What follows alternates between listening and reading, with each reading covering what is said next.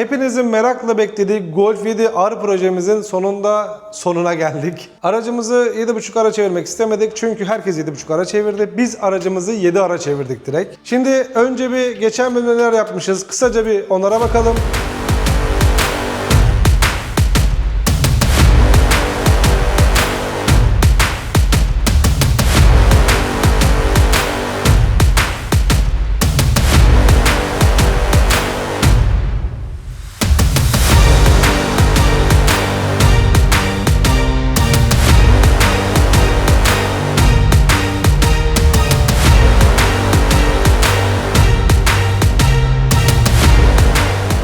Gördüğünüz gibi geçen bölümde yaptığımız işlemler belli. Önce klasik kozmetik işlemlerini hemen yapmışız. Şimdi bu bölümde aracımızın bakımını yaptık. Komple 7 arba dikitini yaptık. Farının stopunu değiştirdik. Egzozlarımız, difüzörümüz, marş berliplerimiz, spoilerımız, direksiyonumuz, vites topuzumuz, A'dan Z'ye her şeyini aracın şu anda neredeyse bitirdik. Kaliperlerimiz, her şeyimiz tamam. Artık araç dışarıdan bakıldığı zaman 7R görüntüsüne kavuştu. Bu videoda yaptığımız bütün işlemleri şimdi size tek tek göstereceğim. Video sonunda da toplam maliyet kısmımız neyse hepsini tek tek sizlere açıklayacağım ve aracımızı artık ilana koyacağız. Şimdi araca neler yaptık hep beraber izleyelim. İyi seyirler.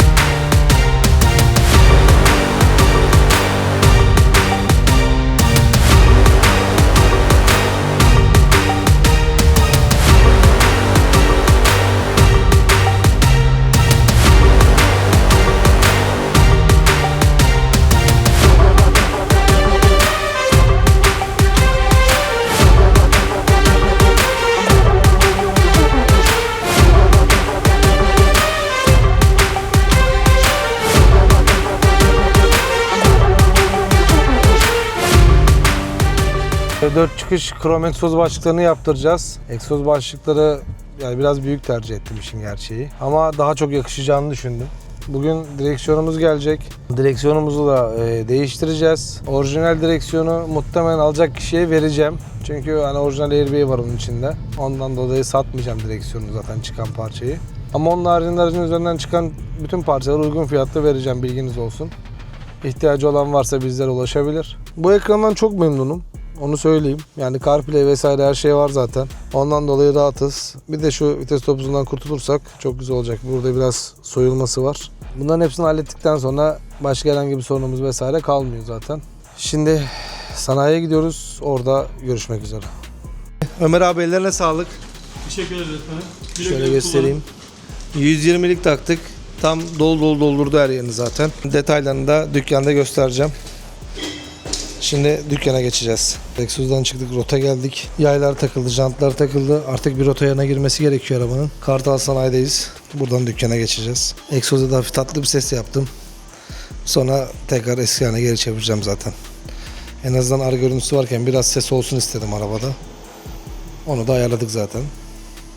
Şimdi rota yeri yapılacak. Oradan dükkana geçeceğiz.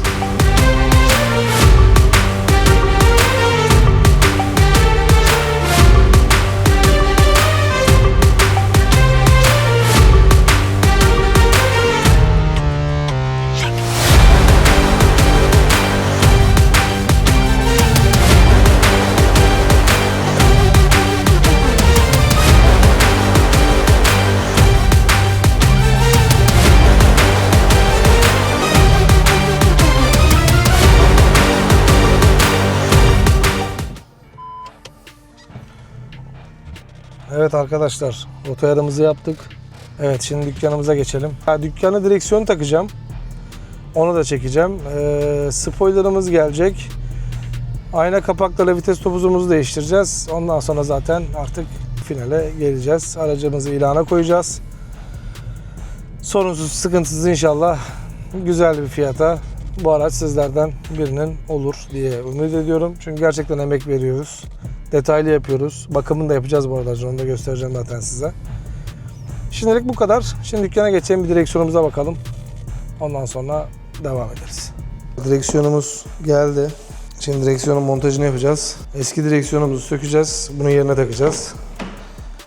Eski direksiyonumuz da kötü değildi ama araç çevirdiğimiz için mecbur bunu takmamız gerekiyor.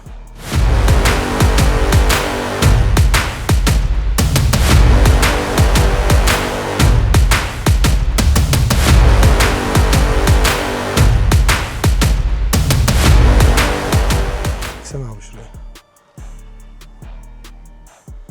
Orijinal airbag'imiz arkadaşlar. Gördüğünüz gibi.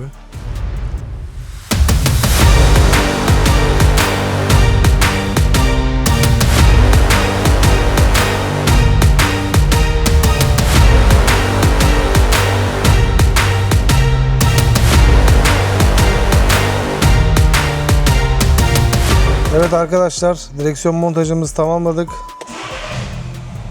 Şöyle göstereyim. Buradan bütün tuşlar aktif. Hepsi olduğu gibi çalışıyor. Ses açma kapama, her şey aktif şekilde çalışıyor. Kornamız tamam. Direksiyonumuzun görüntüsü bu. Ar detayımız gayet şık, güzel bir görüntüsü oldu. Gördüğünüz gibi gayet kaliteli ürün. Zaten airbag soketi de Audi ve Volkswagen amblemi de var. Şöyle tekrardan detayları göstereyim.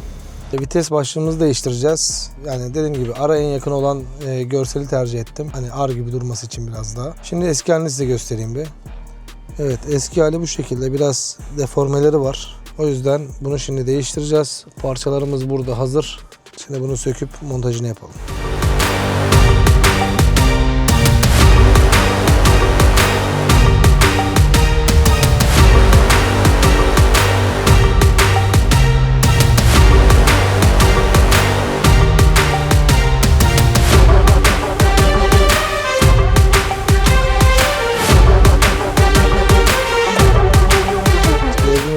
Şu anda vitesimiz bu şekilde. Golf Vidar projemizde artık sona yaklaştık. Şimdi bugün aracımızın bakımlarını yapacağız. Kastrol yağımızı aldık. Karter tapamızı aldık. Polen filtremiz, man olmazsa olmazımız yağ filtremiz. Aynı zamanda hava filtremizi aldık. Belki hava filtresini açık hava filtresine de çevirebilirim. Onda kararsızım şu anda. Şimdi bugün aracımızın bakımını yapacağız. Spoilerımız boyada. Spoilerımız gelecek. Ve final yapacağız. Aracımızın bitmiş hali, artık en son sinematik görüntülerini göstereceğim.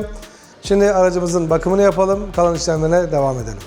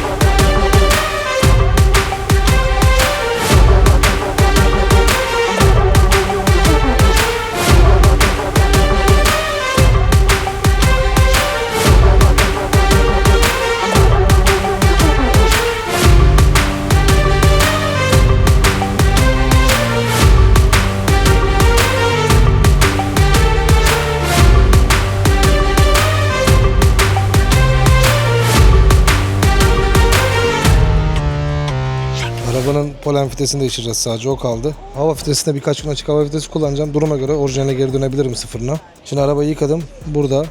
Şimdi biz bu Polo'yu da aldık. Bunu da satışını dün aldık. Şimdi bunun da bakımlarını yapacağız. Bu arada bu da satılık, bilginiz olsun. 2023 model araç. Bir parça lokal boyası var. Harcı hata boya yok.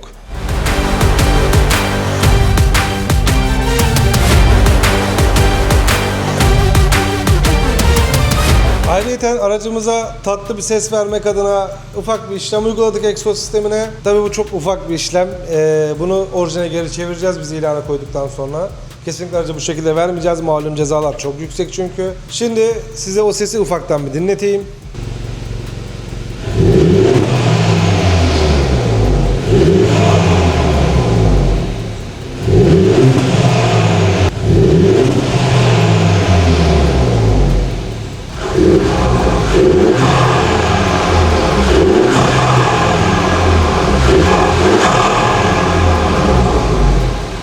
Aracı bitirdik. Videoyu izlediniz. Umarım beğenmişsinizdir. Yorumlarınızı bekliyoruz mutlaka. Şimdi aracın maliyet kısmına gelelim. Biz bu araçta tamponun malzemesidir, boyasıdır, farıdır, stopudur hepsinde kaliteli malzeme kullandık.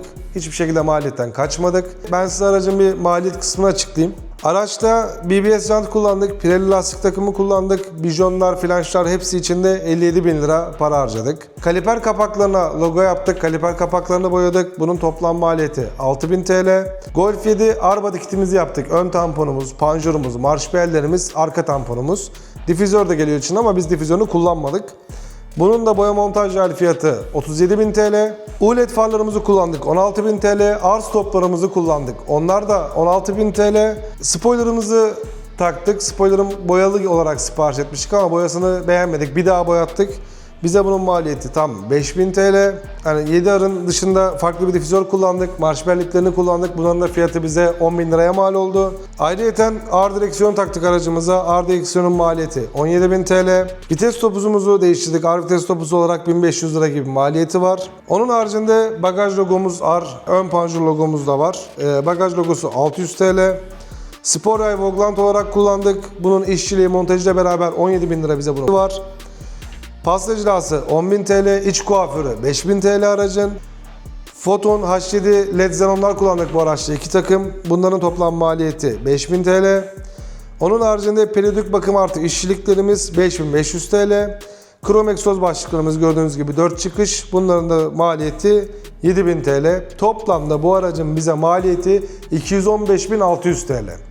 Biz bu araca tam 215.600 TL para harcadık. Ve aracımız bitti. Zaten yakında ilanlarda aracı göreceksiniz. Aracımızı satıyoruz. Tekrar buradan söylüyorum. Dediğim gibi değerli yorumlarınızı bekliyorum. Çok emek verdik, çok uğraştık. Bir beğeni de bize çok görmeyin. Hepinize izlediğiniz için teşekkür ederiz. Kanalımıza abone olmayı unutmayın. Hepinize iyi günler diliyorum.